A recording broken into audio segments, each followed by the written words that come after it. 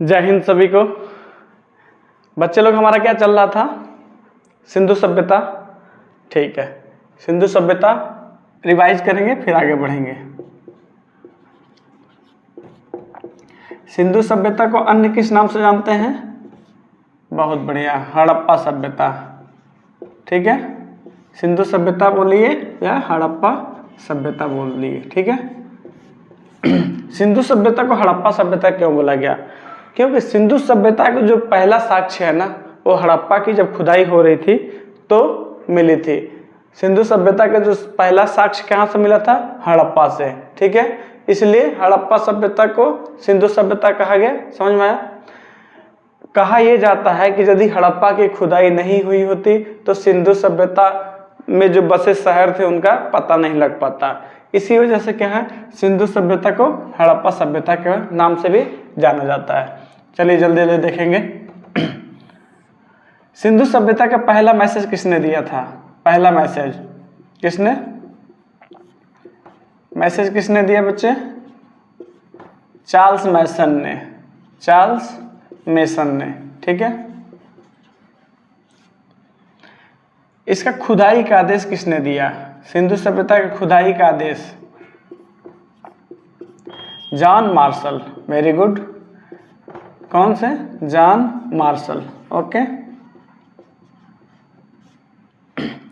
सिंधु का जो एरिया था, इसका सर्वेक्षण का काम किसने किया था? कनिंघम ने। किसने किया? कनिंघम ने। ठीक है, ठीक है, सर्वेक्षण का काम किसने किया? कनिंघम ने। इसकी खुदाई किसने की? इसकी खुदाई दयाराम साहनी ने। दयाराम साहनी। ठीक है, कब किया? हड़प्पा सभ्यता की खुदाई कब हुई थी? 1921 में इसकी खोज हुई थी। ठीक है, ये जो सिंधु सभ्यता था कितने किलोमीटर में फैला था? 13 लाख किलोमीटर में। 13 लाख किलोमीटर में फैला हुआ था। समझ में आया? सिंधु सभ्यता की खुदाई किसने की थी? दयाराम साहनी ने। कब? 1921 में। ये कितने किलोमीटर में फैला था बच्चे? 13 लाख किलोमीटर में। समझ में आया? चलिए अब आगे देखते हैं। सिंधु सभ्यता का जो आकार था बताया था, कैसा था बच्चे? बहुत बढ़िया, त्रिभुजाकार। सिंधु सभ्यता का आकार कैसा था? त्रिभुजाकार। देखिए बताया था बच्चों,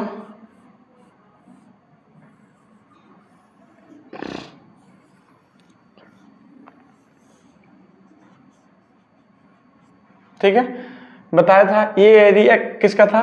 पाकिस्तान का। पाकिस्तान का जो आखिरी में क्या है? सुत का गैंडोर यहाँ पे है। ठीक है, यहाँ क्या था? मांडा। ठीक है, यहाँ पे क्या था? आलमगीरपुर।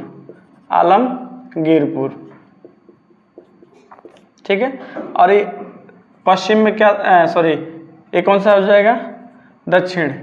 दक्षिण में क्या था? यहाँ पे दैमाबाद, महाराष्ट्र के एरिया में। ठीक है, दैमाबाद। ठीक है, तो इनको मिलाने पर, ठीक है, इनको मिलाने पर ये क्या है?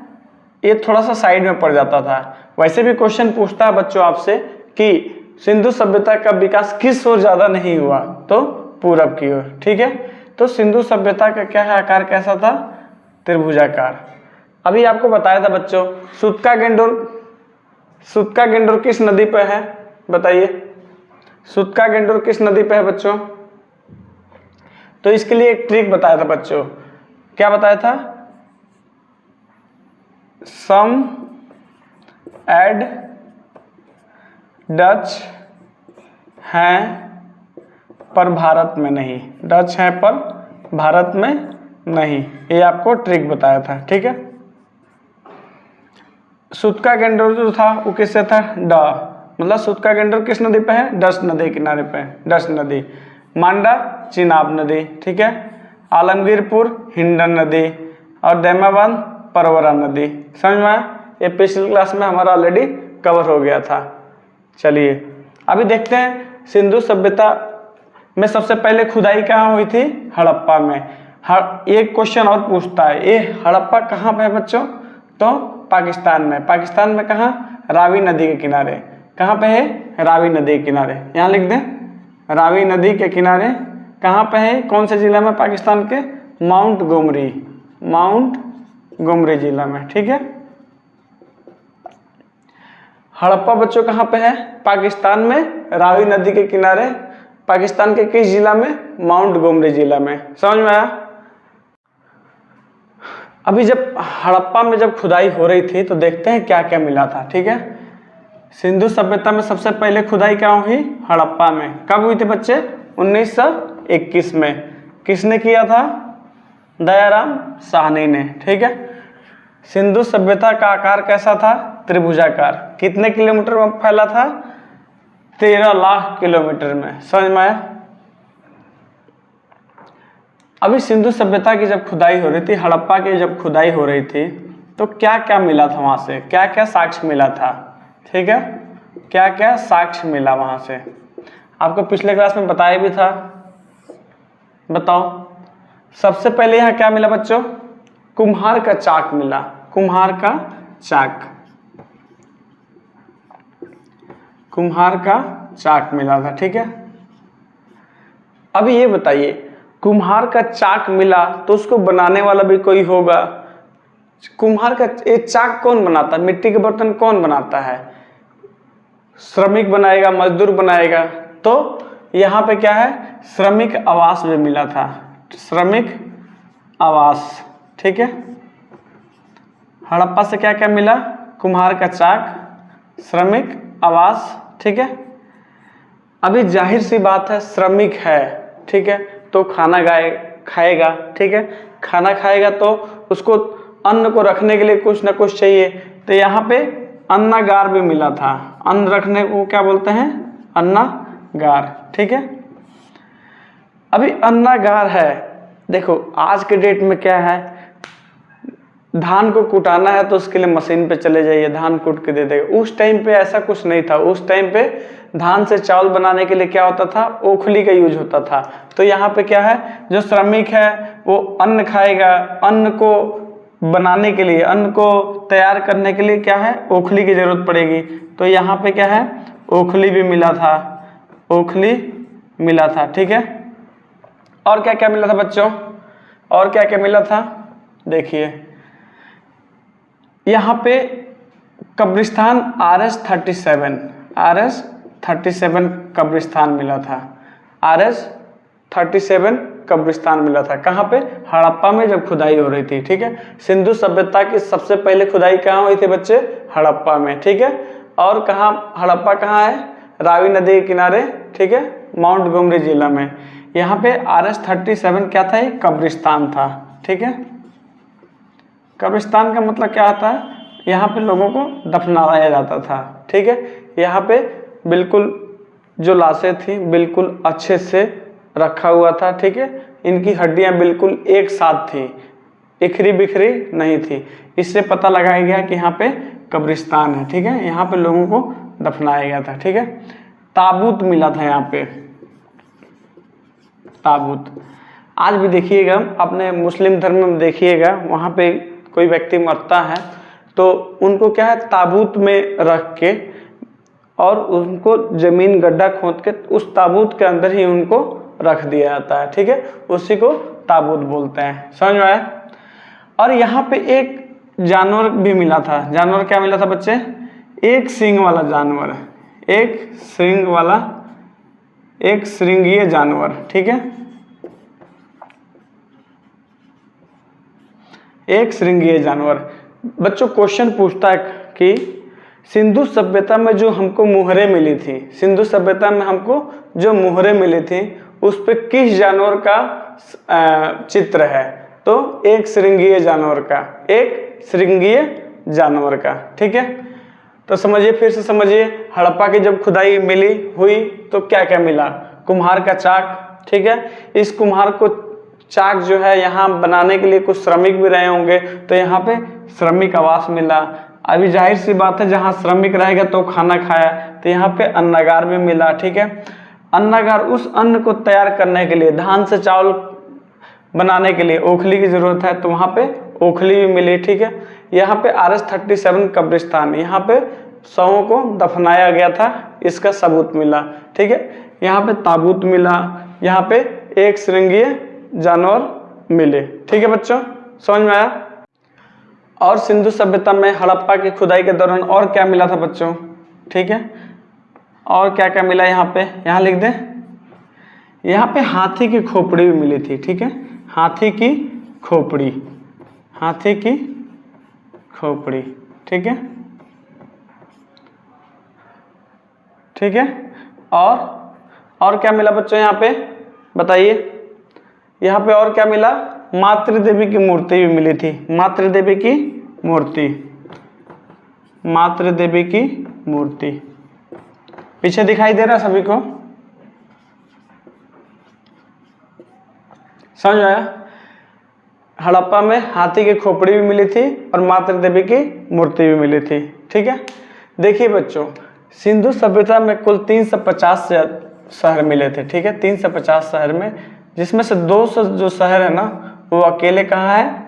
गुजरात में मिल गए थे। 200 से अधिक शहर का है गुजरात में, 200 से अधिक स्थल गुजरात में। ठीक है, तो हमारी पहली खुदाई कहाँ हो गई? हड़प्पा में। अब हम दूसरी खुदाई देखेंगे। दूसरी खुदाई कहाँ हुई थी बच्चे? हड़प्पा के जस्ट बाद कहाँ खुदाई हुई? मोहनजोदड़ो। ठीक है, हड़प्पा की खुदाई कंप्लीट, हड़प्पा से मिलने वाले साक्ष्य आपके सामने। समझ में आया? अभी हम चलेंगे मोहनजोदड़ो में। मिटा दे इसको, चलिए।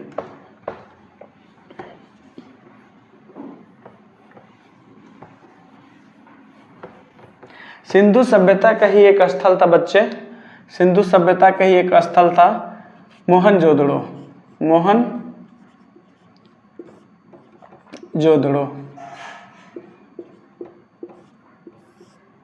अभी आप बताइए बच्चों, सिंधु सभ्यता का पहला स्थल कौन था? हड़प्पा। ठीक है, उसके बाद मोहनजोदड़ो। इसकी खुदाई इसके जस्ट बाद हो गई। इसकी खुदाई कब हुई थी? 1921 में। मोहनजोदड़ो कब हो गई? 1922 में, 1922 में। ठीक है, इसकी खुदाई किसने कराई? राखालदास बनर्जी ने, राखालदास बनर्जी। बनर्जी टाइटल कहाँ वाले लिखते हैं? मैक्सिमम पश्चिम बंगाल वाले लोग क्या है? बनर्जी वगैरह लिखते हैं। ठीक है, राखालदास बनर्जी। ठीक है, राखालदास बनर्जी ने मोहनजोदड़ो की खोज कर दी। इसकी खुदाई कब हुई? 1922 में। आप में से बताइए मोहनजोदड़ो का अर्थ क्या होता है? मोहनजोदड़ो बच्चों एक मूवी भी आई थी, सबने देखा होगा। ठीक है, मोहनजोदड़ो का अर्थ क्या होता है? बहुत बढ़िया। मोहनजोदड़ो का अर्थ क्या होता है बच्चों? मृतकों का टीला, मृतकों का टीला। अभी आपको कंफ्यूजन हो जाएगा बच्चों। मृतकों का टीला मतलब बहुत सारे शवों का ढेर, बहुत सारा शवों का ढेर। अभी आपने जस्ट देखा कि RS-37 कब्रिस्तान कहाँ मिला था? हड़प्पा में। हड़प्पा में जब खुदाई हो रही थी तो RS-37 कब्रिस्तान मिला। और यहाँ भी क्या है? मृतकों का टीला। यहाँ पे खूब सारे शव मिले। तो यदि क्वेश्चन पूछे कि सबसे ज़्यादा बड़ा कब्रिस्तान कहाँ मिला, तो आप जैसे मोहनजोदड़ो मारेंगे ना, वो गलत हो जाएगा। क्यों? यहाँ पे मृतकों का टीला मिला। यहाँ पे जो लाशें मिली, यहाँ पे जो शव मिली, वो क्या है? बिखरी हुई लाशें थी।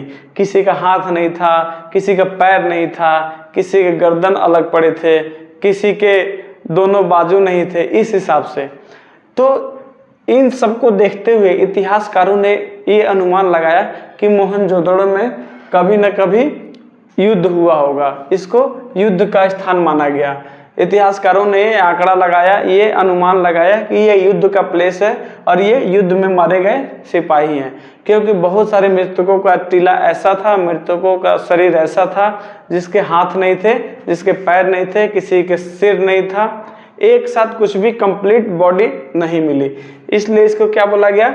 मृतकों का टीला। और कब्रिस्तान किसको बोला जाता है? देखिए, कब्रिस्तान में क्या है? रीति रिवाजों के अनुसार पूरे बॉडी को एक साथ दफनाया जाता है। ऐसा नहीं है कि एक पैर दफनाया गया और एक हाथ दफनाया गया। इसलिए हड़प्पा में जो मिला उसको क्या बोला गया, कब्रिस्तान, ठीक है।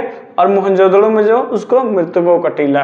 तो क्वेश्चन पूछेगा कि कब्रिस्तान कहाँ मिला, तो क्या आंसर देंगे, हड़प्पा में, ठीक है।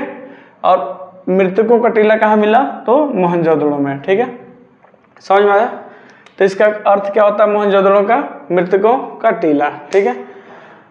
मोहनजोदड़ो में जब खुदाई हो रही थी ना बच्चों, तो सबसे ज्यादा पूजा से रिलेटेड आइटम मिले, पूजा पाठ करने वाले से रिलेटेड आइटम मिले। तो पूजा पाठ में क्या था, यहाँ पे पूजा पाठ कौन करता है, पंडित जी करते हैं, ठीक है, पंडित जी। तो पंडित जी का क्या है, यहाँ पे पुरोहित आवास मिला, पुरोहित आवास। पंडित जी के घर को क्या बोलते हैं, पुरोहित।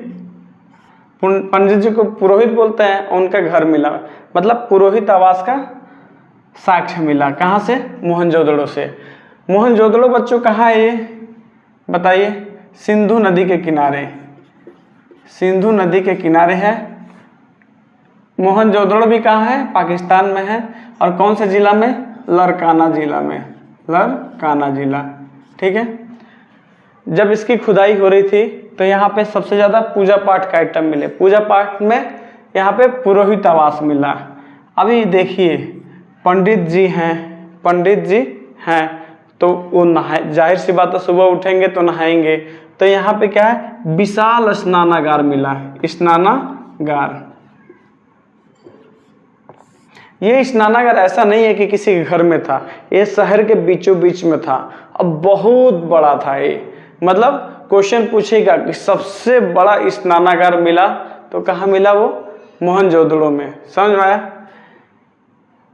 अब पंडित जी हैं तो पंडित जी घर से निकले, स्नान करके आए, ठीक है। अब स्नान करके आएंगे तो क्या करेंगे, क्या करेंगे, आज के डेट में स्नान करने के बाद क्या करते हो आप लोग, पूजा करते हो। तो यहाँ पे नर्तकी की मूर्ति मिली थी, नर्तकी की मूर्ति मिली, ठीक है। ये नर्तकी की मूर्ति किसकी बनी थी, कांसा की, कांस्य धातु की बनी थी, ठीक है। समझ में आया। फिर से देखिए मोहनजोदड़ो की जब खुदाई हो रही थी बच्चों, तो सबसे ज्यादा पूजा से रिलेटेड आइटम मिले। पूजा से रिलेटेड आइटम में पंडित जी का आवास यानी पुरोहित आवास मिला। अभी वहाँ पंडित जी रहते होंगे तो नहाने भी जाते होंगे। ये बच्चों याद करने का तरीका है, इसका वास्तविकता से कोई लेना देना नहीं है बच्चों, ठीक है। बस आपको कैसे समझ में आए वो एक ट्रिक है, ठीक है। पंडित जी हैं, अभी उनको स्नान करना है तो यहाँ पे क्या है, स्नानागार, बहुत से बड़ा लार्ज मात्रा में शहर के बीचों बीच में स्नानागार मिला, ठीक है। अब पंडित जी पूजा करेंगे तो यहाँ पे एक नर्तकी की मूर्ति भी मिली थी जो कांस्य धातु की बनी हुई थी, ठीक है। आगे देखते हैं बच्चों, इधर देखते हैं, आगे देखते हैं बच्चों।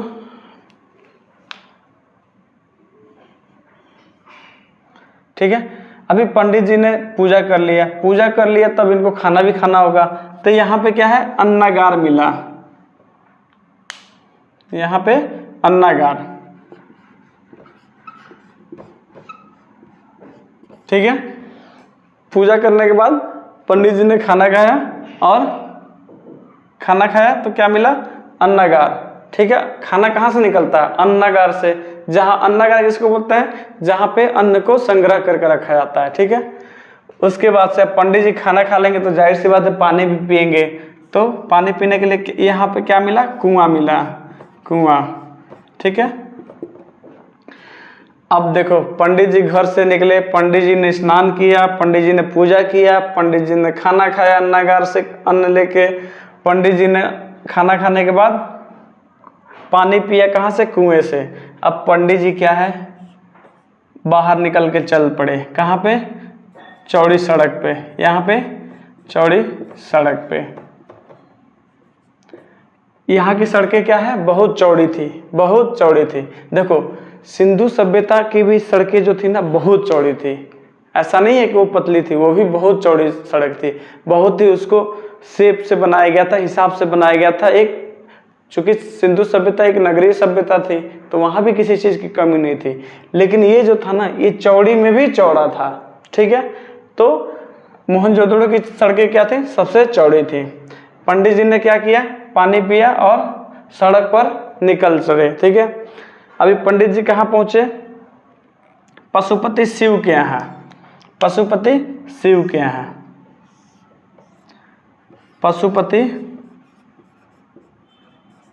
शिव।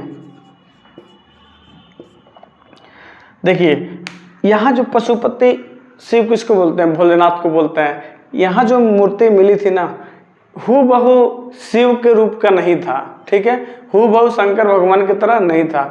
यहाँ जो मूर्ति मिली थी उनके 3 चेहरे थे, एक इधर, एक इधर, एक सामने। ठीक है, लेकिन इस मूर्ति के इर्द गिर्द ना कहीं पे बैल था, कहीं पे सांप था, कहीं पे बिच्छू था, कहीं पे भूत था, कहीं पे प्रेत था, कहीं पे पिशाच था। मतलब ये जो मूर्ति थी सारे चारों तरफ से पशुओं से घिरा हुआ था, जीव जंतुओं से घिरा गया था। ठीक है, तो इतिहासकारों ने ये अनुमान लगाया कि ये डिपार्टमेंट जो है ना, ये भगवान शिव का हो सकता है, भगवान शिव का, क्योंकि आपको मालूम है कि भगवान शिव जहाँ है वहाँ पे सांप, बिच्छू, बैल सब उनके इर्द गिर्द होते हैं। ठीक है, क्योंकि ये डिपार्टमेंट क्या है, देखो उसका नाम ही है पशुपतिनाथ, सारे पशुओं के नाथ हैं वो। ठीक है, भोलेनाथ कह लीजिए उनको, गणेश भगवान के पापा बोल दीजिए। ठीक है, हर हर महादेव बोल दीजिए, शंभुनाथ बोल दीजिए, सब। ठीक है, तो इतिहासकारों ने इनका क्या नाम दिया? पशुपति शिव। ठीक है, तो यहाँ पे पशुपति शिव की मूर्ति भी मिली। ठीक है, अभी आप मान के चलिए पशुपति शिव हो, ठीक है, और वहाँ पे सभा ना हो, वहाँ पे सभा ना लगे, जाहिर सी बात है आज शिव यहाँ है तो उनका पूरा सभा में लोग रहेंगे। लोग कौन से रहेंगे? अभी आपने देखा होगा भगवान शिव की बारात गई थी तो कितने लोग, सारे भूत पिशाच जानवर सब लोग बारात गए थे। तो पशुपति जहाँ शिव रहेंगे वहाँ क्या रहेगा? सभागार। तो यहाँ पे सभागार भी मिला। ठीक है, समझ में आया? यहाँ पे सभागार भी मिला है। ठीक है, अभी फिर से समझिए, मोहनजोदड़ो की जब खुदाई हुई थी, कब हुई थी बच्चे? 1922 में। ठीक है, 1922 में। मोहनजोदड़ो कहाँ है? सिंधु नदी के किनारे पाकिस्तान में, पाकिस्तान के लारकाना जिला में। ठीक है, इसकी खोज राखल दास बनर्जी ने किया था। खुदाई के दौरान सबसे ज़्यादा पूजा से रिलेटेड सामान मिले थे। ठीक है, पूजा से, अभी पूजा कौन कराता है? पंडित जी। पंडित जी में इनका पुरोहित का आवास मिला। अब पंडित जी हैं तो स्नान करेंगे, तो उन्होंने स्नान के लिए स्नानागार मिला यहाँ पे खुदाई के वक्त। पंडित जी पूजा किए तो यहाँ नर्तकी की मूर्ति मिली जो कि कांच से धातु की बनी हुई थी। पंडित जी ने पूजा करके खाना खाने गए, खाने में क्या यहाँ मिला? अन्नागार मिला। ठीक है, अन्नागार खाना खाने के बाद फिर कहाँ गए? पंडित जी ने पानी पिया तो यहाँ पे कुएं का साक्ष्य मिला। अब पानी पंडित जी ने खाना खा लिया, तब चौड़ी सड़क पे पचाने के लिए चलेंगे तो चौड़ी सड़क मिली यहाँ पे। उसके बाद से पशुपति शिव के यहाँ गए, अब पशुपति शिव की मूर्ति मिली यहाँ पे। उसके बाद कहाँ गए? सभागार। ठीक है, तो यहाँ से कितने साक्ष्य मिले थे? पुरोहित आवास मिला, स्नानागार मिला, नर्तकी मूर्ति मिली, ठीक है, अन्नागार मिला, कुआं मिला, चौड़ी सड़क मिली, पशुपति शिव की मूर्ति मिली एंड सभागार मिला। समझ में आया?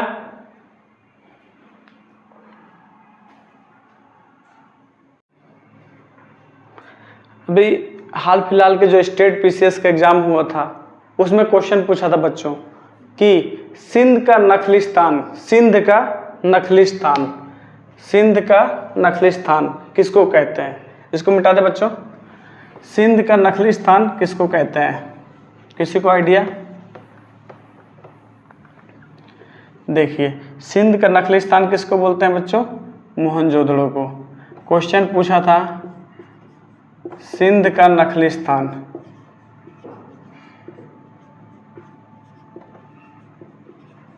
सिंध का नखलिस्तान किसको बोलते हैं? मोहनजोदड़ो को। ठीक है, मोहनजोदड़ो को अन्य किस नामों से जाना जाता है? एक तो मृतकों का टीला को बोला जाता है और सिंध का नखलिस्तान। समझ में आया? देखिए, सिंधु जब हम यहाँ थे हड़प्पा में क्या था? जो हमारी डेड बॉडी थी वहाँ पे क्या था? दफनाया जाता था। लेकिन मोहनजोदड़ो में क्या है? शवों को जलाया जाता था। शवों को क्या किया जाता था? जलाया जाता था। समझ में आया? यहाँ पे क्या है? दफनाया जाता था और यहाँ पे हिंदू रीति रिवाजों में जलाया जाता था, यहाँ पे जला दिया जाता था। समझ में आया? और क्वेश्चन पूछेगा बच्चों यहाँ से कि सबसे बड़ा स्नानागार कहाँ मिला? सबसे बड़ा स्नानागार कहाँ मिला बच्चों? मोहनजोदड़ो में। समझ में आया? समझ में आया बच्चों? सबसे चौड़ी सड़कें कहाँ मिली? मोहनजोदड़ो में। मोहनजोदड़ो किस नदी के किनारे? सिंधु नदी के किनारे। कौन से जिला में? पाकिस्तान के लरकाना जिला में। समझ में आया बच्चों? ठीक है। क्वेश्चन पूछा था बच्चों कि मोहनजोदड़ो से रिलेटेड क्वेश्चन था कि कपास से बने सूती वस्त्र कहाँ मिले थे? तो ये कहाँ मिले बच्चों? मोहनजोदड़ो की जब खुदाई हो रही थी तो कपास से बने सूती वस्त्र यहाँ मिले हुए थे। ठीक है, समझ में आया? यहीं पे बच्चों बहुत सारे तांबे का ढेर मिला था, बहुत सारे तांबे का ढेर मिला। ठीक है, तांबे का ढेर कैसा था? ऐसे ऐसे गुजटा के ऐसे किलो थोक के भाव यहाँ पड़ा हुआ था। ठीक है, मोहनजोदड़ो की जब खुदाई हो रही थी तो कपास से बना हुआ सूती वस्त्र भी मिला था और तांबे का ढेर भी बना हुआ मिला था वहाँ पे। ठीक है, तो क्वेश्चन पूछा था बच्चों कि कपास से बना सूती वस्त्र एंड तांबे का ढेर कौन सा स्थल पे मिला था? तो क्वेश्चन आंसर क्या होगा बच्चों? मोहनजोदड़ो। समझ में आया? टाइम हो गया, चलिए आगे क्लास कल करेंगे। जय हिंद।